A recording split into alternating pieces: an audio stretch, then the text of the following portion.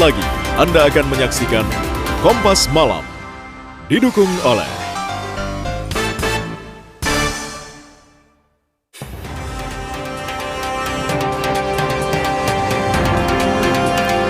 tuding Amerika Serikat ingkar janji yang tetap blokade pelabuhan, Iran kembali menutup Selat Hormuz.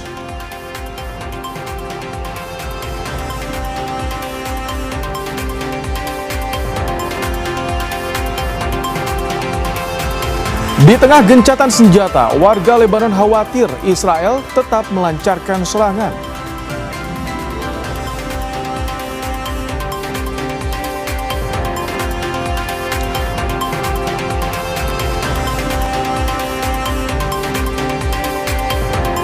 Timnas Indonesia U17 akan menghadapi laga hidup mati melawan Vietnam untuk bisa lolos ke semifinal Piala AFF.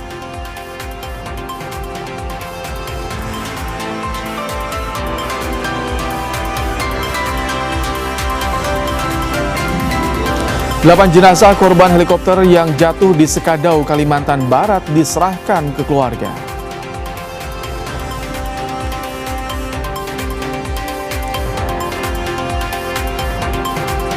Tawuran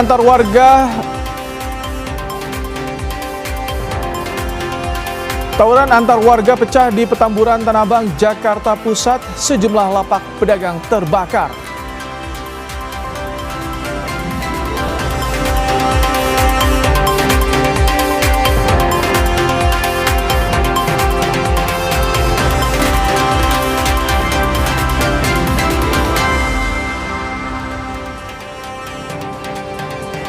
Halo, selamat malam saudara. Anda kembali menyaksikan program Kompas Malam bersama saya Rahmat Ibrahim. Selain informasi tadi, kami juga masih memiliki informasi lainnya untuk menemani malam hari Anda. Langsung saja, ini dia informasi pertama di Kompas Malam saudara. Kelompok Hizbullah melancarkan serangan rudal terkoordinasi terhadap posisi vital dan kendaraan militer Israel di wilayah Al-Bayada sehari sebelum gencatan senjata.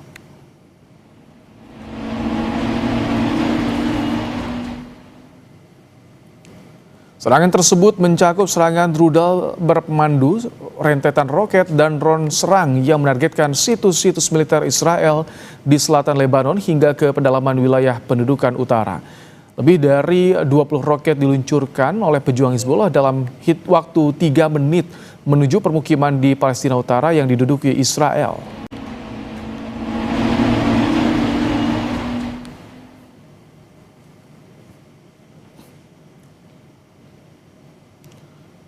Media Al-Manar merilis rekaman yang menunjukkan rudal-rudal Hizbullah yang ditempeli foto pemimpin Iran Ali Khamenei dan sejumlah petinggi Iran lainnya yang digunakan untuk menyerang infrastruktur militer di kota Haifa, Israel. Serangan balasan Hizbullah yang dilakukan sebelum gencatan senjata Israel dan Lebanon diantaranya menargetkan pangkalan milik tentara Israel di selatan kota Haifa. Serangan balasan ini dilakukan dengan meluncurkan rudal. Selain menargetkan pangkalan Israel, Hizbullah juga menghantam tank Merkava milik tentara Israel di kota Taibeh, Lebanon Selatan. Operasi balasan ini dilakukan menggunakan drone penyerang.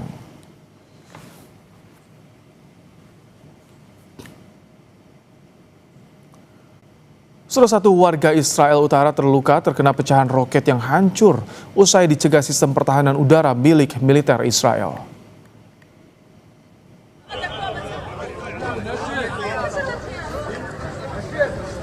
Tim penyelamat menyebut serangan terjadi hanya sesaat sebelum gencatan senjata antara Lebanon dan Israel disepakati. Diduga roket yang datang dari wilayah Lebanon Selatan ini ditembakkan milisi Hizbullah pro-Iran. Seorang warga terluka parah akibat terkena pecahan roket yang hancur. Kelompok Hizbullah yang telah berperang melawan Israel selama 6 minggu sebelumnya mengatakan mereka menentang rencana dialog lanjutan antara Lebanon dengan Israel di Amerika Serikat. Hampir 2.200 orang di Lebanon tewas akibat serangan udara Israel.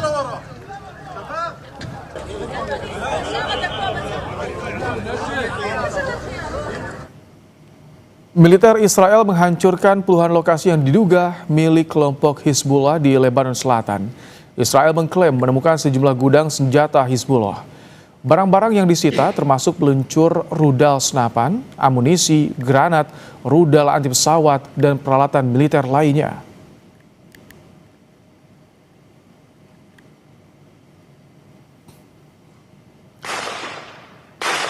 Perdana Menteri Israel Benjamin Netanyahu menyatakan Israel memiliki rencana untuk mengatasi ancaman dari Hizbullah meskipun gencatan senjata 10 hari diberlakukan dengan Lebanon. Netanyahu menekankan tujuan Israel adalah membubarkan Hizbullah.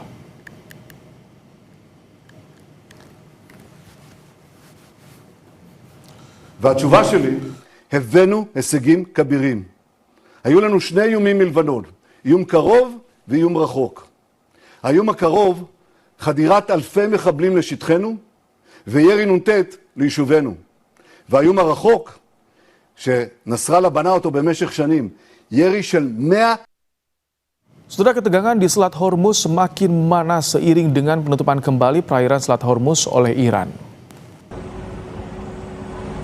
Dikutip dari kantor berita Associated Press, disebutkan 2 kapal penembak dari Garda Revolusi Iran melepaskan tembakan ke arah sebuah kapal tanker yang tengah menuju Selat Hormuz. Peristiwa itu dilaporkan oleh Pusat Operasi Perdagangan Maritim Inggris pada Sabtu waktu setempat. Kapal tanker dan awaknya dikabarkan dalam kondisi aman meskipun belum diketahui identitas kapal serta tujuannya. Akibat peristiwa tersebut, sejumlah kapal lain yang akan menuju Selat Hormuz terpaksa berbalik arah.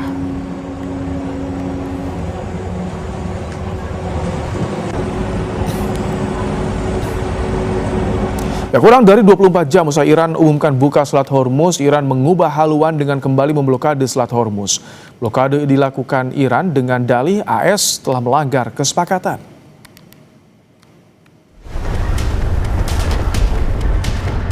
Tak sampai 24 jam, Iran putar haluan kembali menutup Selat Hormuz setelah sempat dibuka. Iran menuduh Amerika Serikat ingkar janji soal blokade angkatan laut pada pelabuhan-pelabuhan Iran. موافقات قبلی در مذاکرات صورت گرفته و با حسن نیت با عبور شمار محدودی از کشتی‌های نفتکش و تجاری از تنگه هرمز به صورت مدیریت شده موافقت کردند، اما آمریکایی‌ها با بدعهدی‌های مکرر مسبوق به سابقه.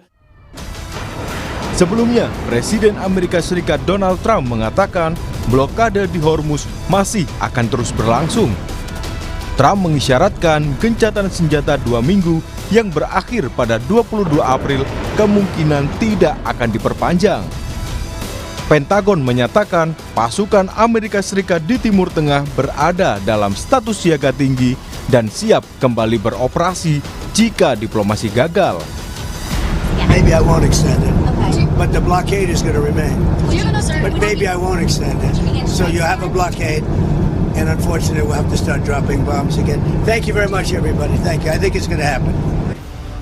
Sementara itu, mediator negosiasi Amerika Serikat dan Iran, Pakistan, menegaskan kesepakatan Amerika Serikat dan Iran sebetulnya sudah sangat dekat. Menteri Luar Negeri Pakistan mengatakan negaranya bekerja keras untuk menjembatani kesenjangan antara kedua negara. Pakistan akan bekerja keras untuk mewujudkan perdamaian Amerika Serikat dan Iran. Pakistan has been trying very hard, and we are very hopeful that the rest of the process, as I said, that there's only a couple of areas which need to be, agreed upon by both parties. So we are still haven't given up the hope and working hard to stitch it, because it would be the benefit for the world at large. Kini dunia menanti bagaimana kelanjutan rencana negosiasi Amerika Serikat dan Iran, termasuk klausul kesepakatan soal Selat Hormuz dan nuklir. Asa yang membawa damai atau justru perang yang berkepanjangan.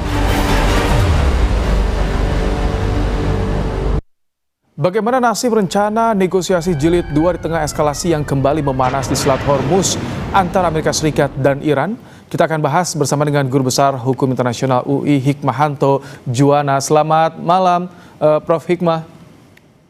Selamat malam, Ibrahim. Prof, ini Iran sempat buka Selat Hormuz namun kembali tutup usai tuduh AS lakukan blokade. Sebetulnya apa yang dijaga oleh Trump, Prof? Ya, yang pasti adalah dari pihak Trump, dia menginginkan bahwa ada tanda kutip ya, posisi Iran yang membuka Selat Hormuz itu agar tetap terus membuka Selat Hormuz. Artinya Trump ini tidak mau terlihat dia yang melemah begitu ya, dengan tiba-tiba Iran membuka kembali Selat Hormuz. Karena bagi Iran Selat Hormuz kemarin ini dibuka, pada waktu dibuka itu karena adanya gencatan senjata antara Israel dengan Lebanon yang tidak lagi menyerang Hezbollah gitu ya. Nah, Iran menganggap bahwa ya sesuai dengan komitmen kalau sudah tidak ada serangan ke Hezbollah sekutunya, maka dia akan buka. Nah, tetapi harapan Iran adalah dengan dia membuka, harusnya blokade yang dibuat oleh Amerika Serikat kan harusnya dibuka. Nah, di sini Trump ingin mengatakan bahwa enggak, kalau misalnya Iran sekarang membuka, saya tetap bisa memblokade, seolah-olah ingin mengatakan bahwa saya nggak mau didikte oleh Iran begitu. Nah, ini yang terus kemudian membuat Iran akhirnya ya menutup kembali Selat Hormuz itu. Oh, apakah ini juga sejalan dengan alasan mengapa Trump memang suka berubah-ubah sikapnya? Kan sebelumnya bilang perang akan berakhir, kemudian juga isyaratkan ini belum berunding sudah panas ya, Prof. Nah, itu memang salah satu yang dikhawatirkan ya, setiap kali Trump mengatakan bahwa kemarin bahwa ini kita akan sampai pada satu titik tertentu lah begitu ya, dan memberikan harapan kepada dunia, ternyata tiba-tiba terjadi apa yang terjadi sekarang. Nah, ini saya tidak tahu apakah karena suka-sukanya Trump sendiri, karena kadang-kadang sulit untuk ditebak ya Trump ini, atau kedua adalah memang dia mau memainkan ini pasar uang, pasar modal untuk kepentingan tertentu begitu. Jadi ini yang orang juga bertanya-tanya, kenapa kok Trump ini berubah-ubah? Apakah sebenarnya Trump ini ingin membuat perdamaian atau tidak? Nah, dari sisi Iran dia akan mengatakan bahwa kalau Trump mau menyerang ya dia akan siap. Tapi kalau misalnya ingin berdamai dan harus dari pihak Iran melakukan sesuatu, ya dia akan juga lakukan itu. Jadi ini juga dari sisi Iran mereka tidak mau kalau misalnya di tangan Trump lah gitu ya, kehendak Trump lalu dipenuhi oleh Iran. Jadi Iran pun juga melihat posisi kalau Amerika Serikat akan menyerang ya tentu dia akan layani gitu. Tapi kalau untuk kondisi saat ini nih, AS kan balas blokade, Iran juga akhirnya tutup Selat Hormuz. Ini sebuah tekanan bagi AS. Apa yang disiapkan Iran? Sikap seperti apa nanti yang disiapkan oleh Iran, Prof, melihat kondisi seperti ini? Yang paling ya, akan dilakukan? Yang pasti adalah dengan penutupan Selat Hormuz ini yang harus dipersiapkan oleh Iran ada 3 hal. Pertama, terkait dengan perundingan. Apakah perundingan akan terjadi atau tidak? Walaupun tadi kita dengar dari berita bahwa pihak Pakistan masih berupaya keras untuk bisa terjadi perundingan putaran berikut. Nah, yang kedua, Iran juga sudah tahu bahwa kalau misalnya dia kekeh menutup Selat Hormuz, kemungkinan besar Amerika Serikat akan melakukan serangan terhadap Iran. Terlebih lagi masa jeda 2 minggu yang disampaikan oleh Presiden Trump akan segera berakhir gitu ya. Jadi dia akan mempersiapkan diri untuk mendapatkan perlawanan. Yang ketiga, silakan. Enggak, silakan yang ketiga, lanjutkan dulu. Nanti saya ada pertanyaan juga soal Selat Hormuz soalnya, Prof. Ya, yang ketiga adalah Iran tentu akan memberi tekanan kepada Amerika Serikat melalui penutupan Selat Hormuz yang berdampak pada harga minyak, dan itu berdampak pada banyak negara begitu ya. Karena kalau Trump mengatakan bahwa kita nggak butuh Selat Hormuz karena minyak kita di Amerika sudah banyak gitu ya. Tetapi kan harga minyak itu akan mengikuti harga pasar dunia. Kalau harga pasar dunia katakanlah karena Selat Hormuz itu jadi naik, ya tentu Amerika juga akan menaikkan harga pelaku usahanya dan lain sebagainya. Dan ini yang dirasakan oleh Amerika Serikat, bahwa harga minyak sekarang akan jauh lebih tinggi daripada sebelumnya. Ini dengan dibukanya Selat Hormuz kan sebetulnya sebuah relaksasi ya, Prof, di tengah buntunya negosiasi, poinnya Hormuz dan juga nuklir. Nah, jadi nanti ketika negosiasi, apa yang paling realistis terwujud dan bisa disepakati, terutama soal Selat Hormuz ini, Prof? Ya, yang pasti kalau Selat Hormuz, kedua negara tidak akan lagi melakukan penutupan atau misalnya blokade. penutupan oleh Iran dan kemudian tidak lagi blokade oleh Amerika Serikat. Itu yang pertama. Yang kedua terkait dengan uranium. Sebenarnya kalau senjata nuklir dan pengayaan uranium itu sudah oke, Iran tidak akan melakukan itu karena sejak awal pada waktu perundingan yang difasilitasi Oman pun Iran mengatakan kami setuju kok dengan tidak adanya senjata nuklir. Cuman yang jadi masalah adalah uranium yang sudah diperkaya. Ini mau diapakan? Apakah ini akan disimpan ke negara ketiga, misalnya ke Rusia, atau ini akan disimpan oleh Amerika Serikat? Mungkin ini yang akan justru jadi perundingan terkait dengan pengayaan uranium. Karena dari sisi Amerika Serikat tidak mau ada uranium yang kemudian bisa dimanfaatkan untuk pengembangan senjata nuklir. Dan yang kedua adalah terkait dengan senjata nuklir ini, Amerika Serikat tidak mau Iran itu memiliki nuklir walaupun untuk tujuan damai. Pokoknya harus sama sekali tidak boleh punya. Nah, tentu Iran tidak mau tunduk pada apa yang dikehendaki oleh Amerika Serikat karena ini merupakan kedaulatan dari Iran. Gitu. Oke, Prof, terakhir nih soal juru runding, siapa yang paling bisa membawa ke titik temu? Ada nggak tokoh tertentu, baik dari Iran dan juga dari Amerika Serikat, Prof? Yang pasti mediator yang sekarang bekerja itu yang dari Pakistan. Dia harus bekerja keras untuk memastikan apa yang akan bisa diterima dan tidak bisa diterima oleh baik pihak Amerika Serikat maupun dari pihak Iran. Kedua, kalau dari pihak Iran dan Amerika Serikat, dugaan saya tetap akan diutus mereka-mereka yang punya high ranking, jabatan tinggi, tapi jabatan tertinggi minus presiden. Jadi misalnya wakil presiden atau misalnya dari Iran ketua parlemen dan lain sebagainya. Jadi bukan misalnya menteri luar negeri saja, tapi ketua parlemen yang mungkin punya kewenangan yang lebih tinggi seperti itu. Oke, baik. Terima kasih untuk ulasannya. Guru Besar Hukum Internasional UI, Hikmahanto Juwana telah bergabung di Kompas Malam hari ini. Terima kasih, Prof. Hikmah. Baik, selamat malam. Malam.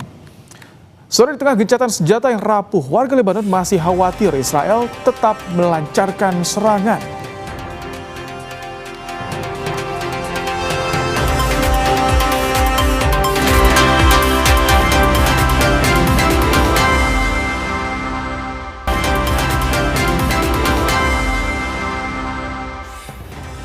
Saudara, di tengah gencatan senjata yang rapuh, sebagian besar warga Lebanon meninggalkan pengungsian dan kembali ke rumah mereka.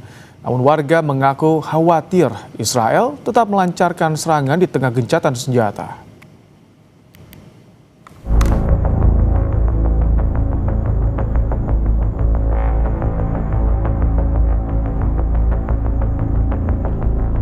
Warga meluncurkan kembang api ke langit kota Beirut, menyambut sukacita kesepakatan gencatan senjata antara Israel dan Hizbullah yang dimulai Jumat 17 April 2026. Momen gencatan senjata dimanfaatkan warga yang mengungsi kembali ke wilayah selatan Lebanon. Macet panjang akibat warga berbondong-bondong pulang.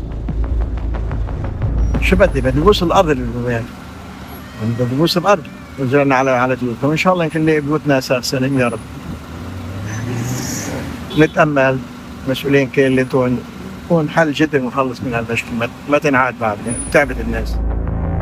Meski mengaku gembira, sebagian warga diselimuti rasa cemas.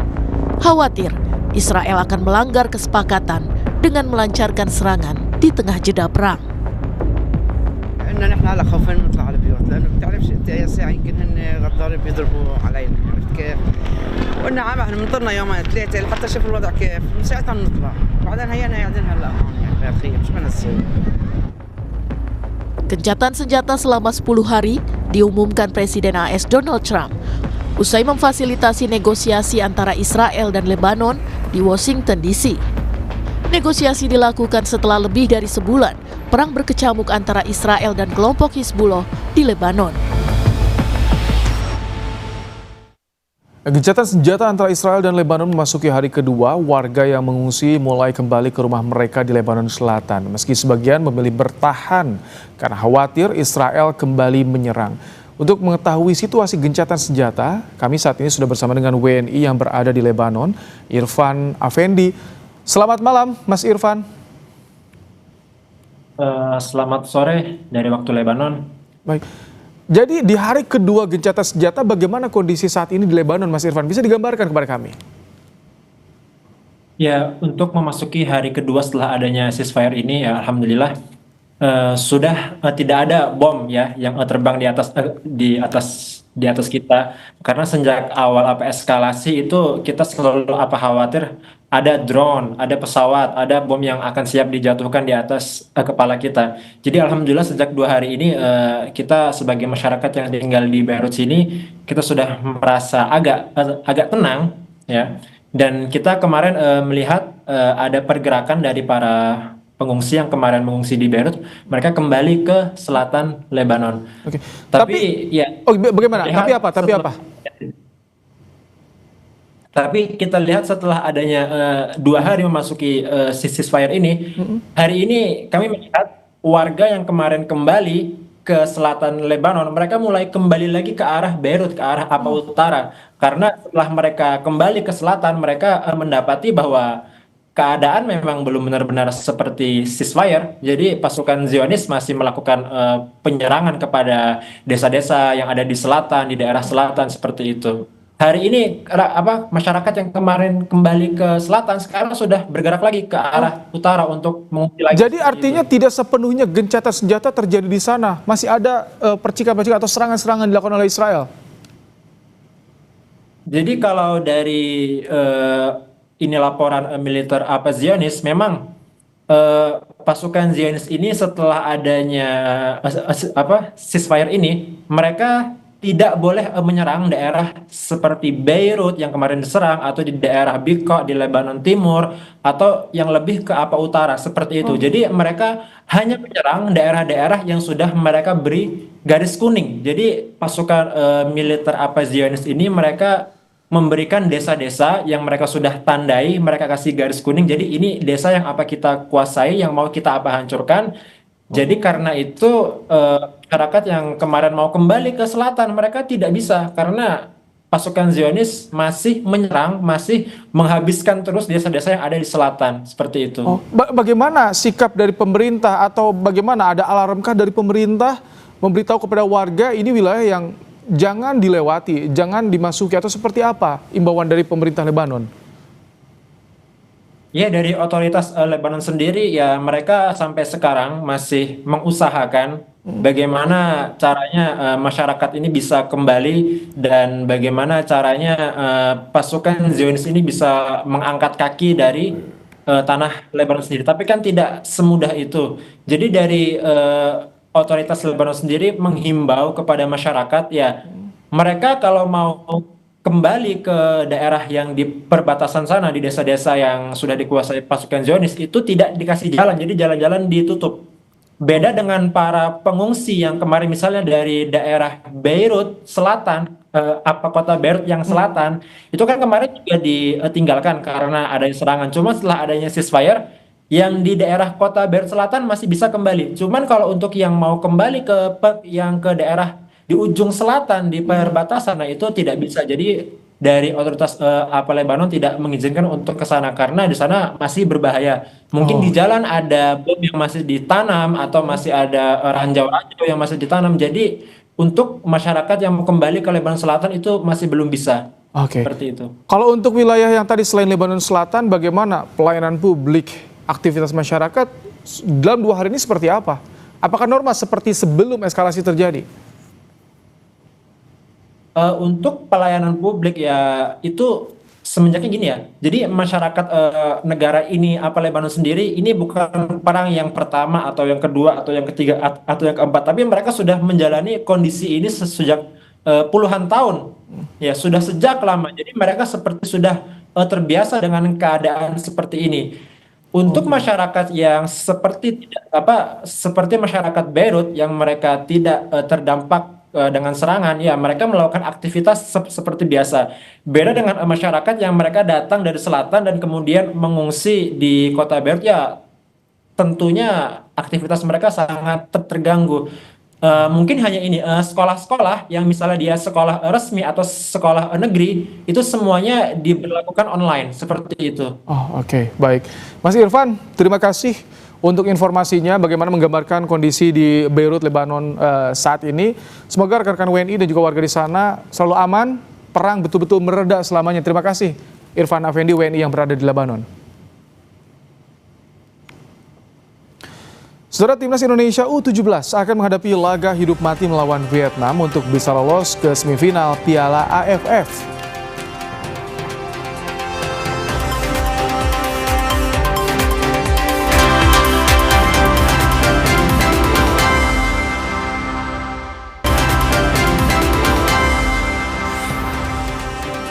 Setelah jelang laga hidup mati melawan Vietnam di babak fase grup Piala AFF U17, Timnas Indonesia menggelar latihan di Stadion Gelora 10 November Surabaya pada Sabtu malam.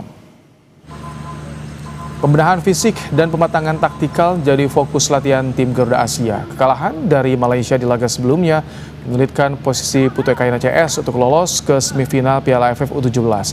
Indonesia wajib menang atas Vietnam jika ingin menjaga asa lolos ke semifinal.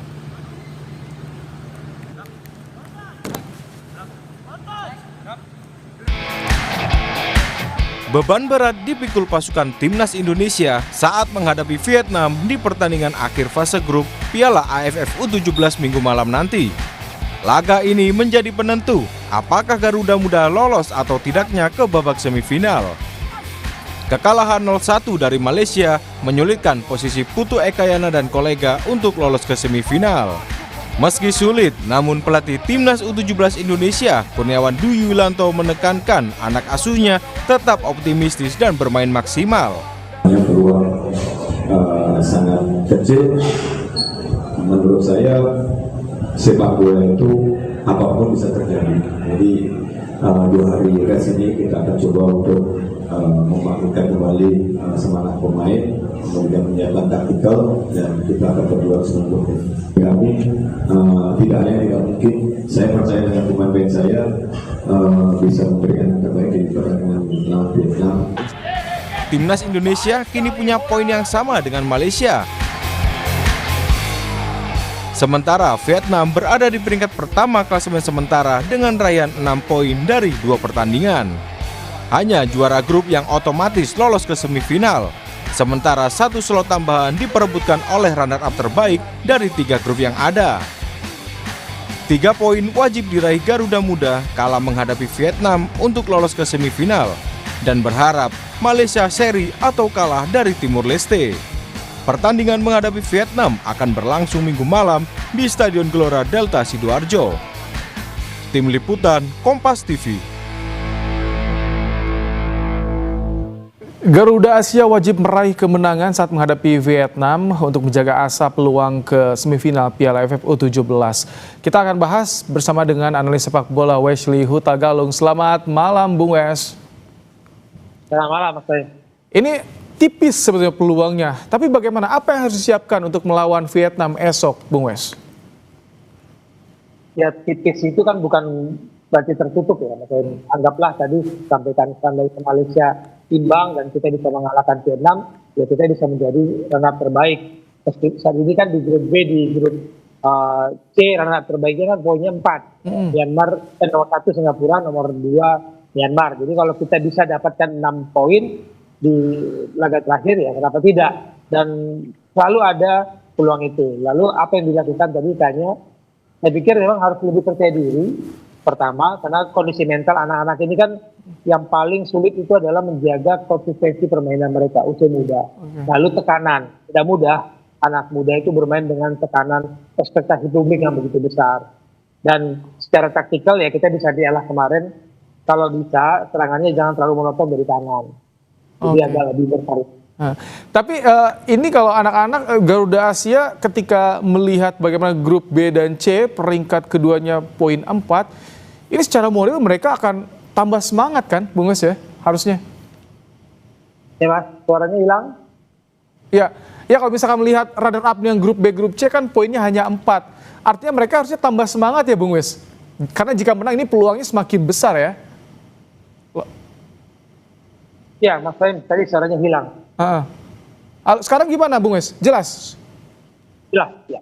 Oke, ini kan di grup B sama grup C poinnya 4. Maka Garuda Asia harusnya lebih semangat melihat kondisi runner up di grup sebelah ya. Itu tadi yang saya katakan bahwa peringkat 1 terbaik kan Singapura poin 4, peringkat 2 Myanmar poin 4, lalu Malaysia 3. Anggaplah kejutan sepak bola selalu ada. Seandainya Timor Leste bisa menahan imbang Malaysia saja, lalu kita bisa pukul Vietnam, karena meskipun tahunnya berbeda, orangnya berbeda, di periode sebelumnya kan kita bisa mengalahkan Vietnam di peringkat ketiga dengan 5-0 tuh di eranya Coach Nova. Sebelumnya ketika kita juara kan kita bisa mengalahkan Vietnam juga 1-0. Itu jadi harusnya ada pelajaran yang bisa dipetik bahwa kita tidak jauh dari Vietnam, meskipun secara pembinaan Vietnam sekarang ini lebih baik. Oke. Kalau era Coach Nova kan ada sosok Mirza nih yang ikut kembali. Nah, sekarang betul-betul berbeda, bahkan Mirza masih belum fit. Bung Wes, apakah ini akan berpengaruh pada nanti performa Garuda Asia? Ketergantungan kepada pemain itu memang harus kita katakan tidak boleh ya. Karena secara permainan kemarin pemain kita cukup bagus, hanya lebih individualnya kelihatan, dan ketika dalam tekanan tidak bermain kolektif sebagai tim.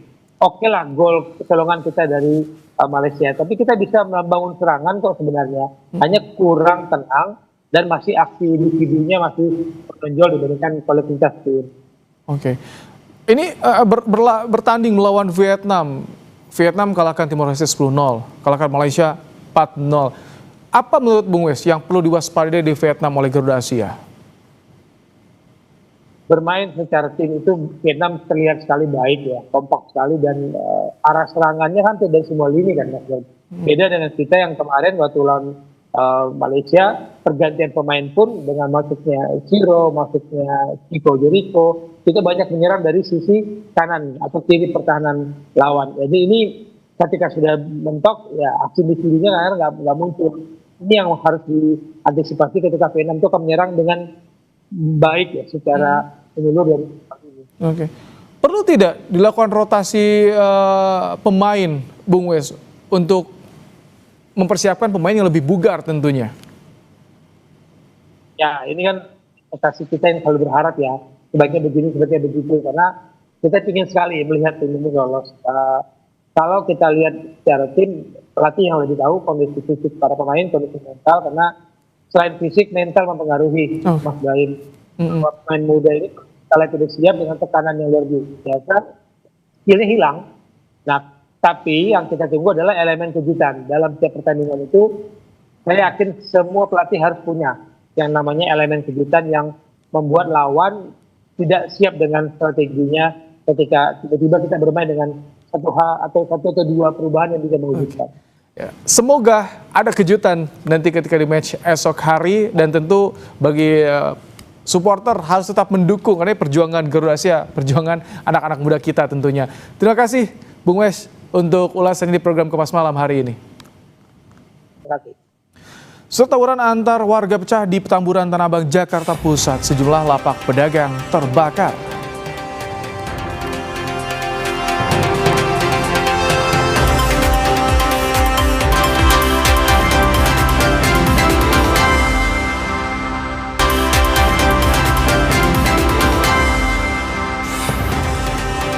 Tawuran antar warga pecah di Petamburan Tanah Abang, Jakarta Pusat. Sejumlah lapak pedagang pasar terbakar.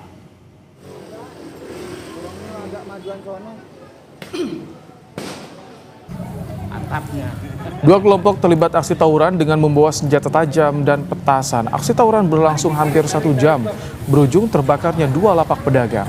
Tawuran bubar setelah polisi melepaskan tembakan gas air mata.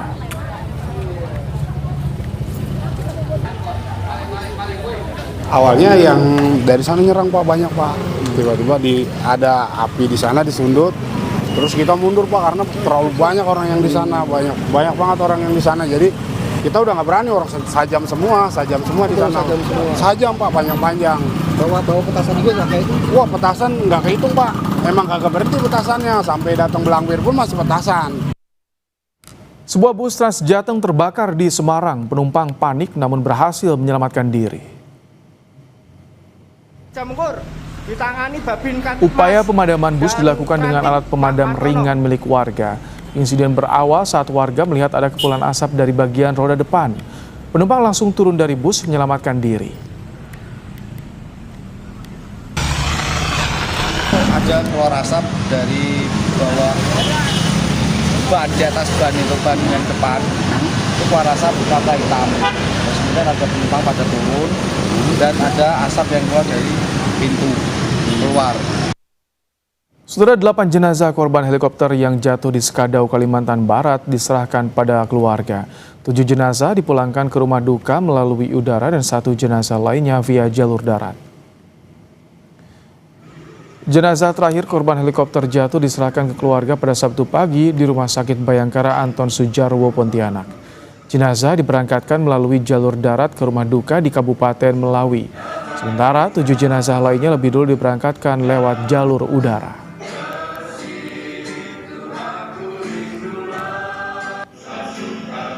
Ini jenazah terakhir ya Pak ya? Iya, ini jenazah terakhir setelah kita dari kemarin, ya kan, kita melakukan itu pendampingan termasuk di Supadio kemarin, langsung hingga ke Rumah Sakit Bayangkara, dan terakhir ini korban yang ke Melawi. Informasinya ini di jalur darat atau lewat penerbangan Pak? Yang tadi pagi 7 orang itu ada yang jalur udara, yang terakhir ini jalur darat. Perjalanan mungkin 17 jam. Jenazah Mayor Laut Purnawirawan Marindra Wibowo dimakamkan di Sidoarjo, Jawa Timur. Suasana duka menyelimuti keluarga korban di kompleks pemakaman warga TNI Angkatan Laut. Rekan kerja almarhum menyebut korban dikenal selalu totalitas dalam menjalankan tugas. Sangat setia kawan, terus supel orangnya, murah ini, gampang diajak, gampang perintah selalu dilaksanakan dengan baik. Terakhir beliau juga pernah ikut misi perdamaian dunia di PBB juga.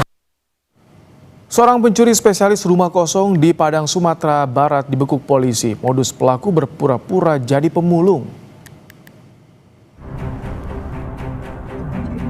Aksi pencurian di kawasan Gunung Pangilun, Padang, Sumatera Barat terekam kamera warga. Dengan 1 unit becak motor, pelaku kabur dengan berpura-pura membawa barang rongsokan. Berbekal rekaman video, polisi berhasil menangkap pelaku. Sempat mengelak, pelaku akhirnya ditangkap saat bersantai di depan rumahnya. Modus pelaku berpura-pura menjadi pemulung dan menyasar rumah kosong yang ditinggal penghuni. Untuk pelaku sendiri mengambil barang berupa AC dan pompa air yang ada di rumah korban. Keterangan dari pelaku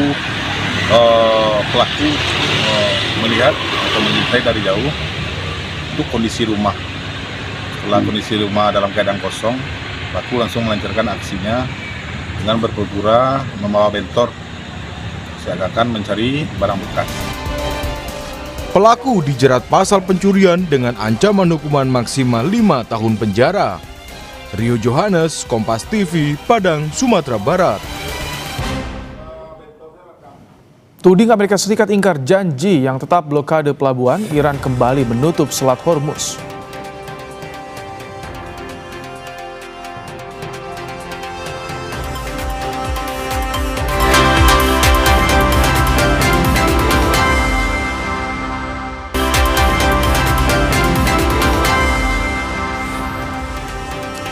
Komandan Pusat Amerika Serikat CENTCOM merilis rekaman video yang menunjukkan kegiatan di kapal perang yang bertugas memblokade Selat Hormuz. CENTCOM mengatakan kegiatan yang ditunjukkan dalam rekaman tersebut melibatkan pasukan Angkatan Laut AS yang memerintahkan kapal dagang untuk berbelok di Teluk Oman. Setelah gencatan senjata antara kedua negara, AS telah memberikan tekanan pada Iran melalui kombinasi militer dan langkah-langkah ekonomi, termasuk blokade Angkatan Laut yang menargetkan kapal-kapal yang memasuki atau meninggalkan pelabuhan Iran.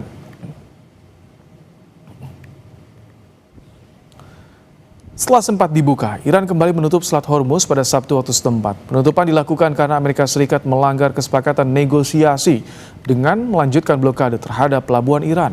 Komando Militer Gabungan Garda Revolusi Islam Iran, IRGC, menyebut jalur vital pelayaran minyak dunia itu kini sepenuhnya dikendalikan Iran.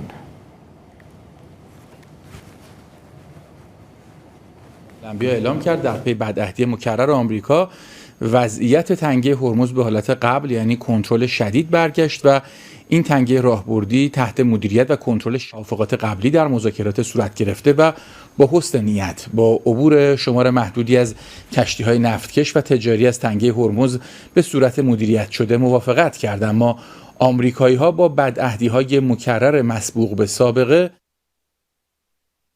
Kelompok Hizbullah melancarkan serangan rudal terkoordinasi terhadap posisi vital dan kendaraan militer Israel di wilayah Al-Bayada sehari sebelum gencatan senjata.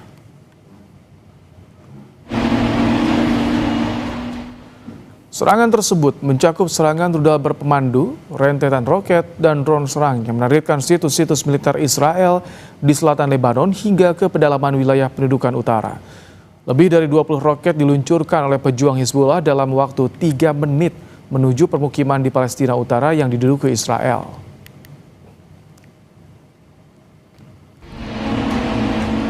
Media Al-Manar merilis rekaman yang menunjukkan rudal-rudal Hizbullah yang ditempeli foto pemimpin Iran, Ali Khamenei, dan sejumlah petinggi Iran lain yang digunakan untuk menyerang infrastruktur militer di kota Haifa, Israel.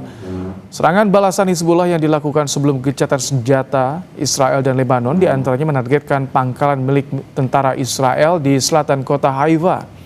Serangan balasan ini dilakukan dengan meluncurkan rudal.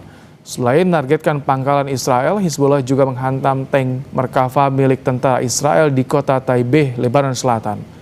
Operasi balasan ini dilakukan menggunakan drone penyerang.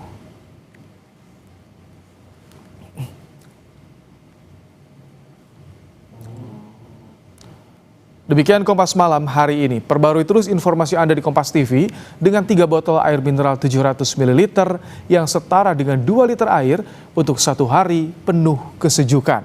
Saya Rahmat Ibrahim, sampai jumpa.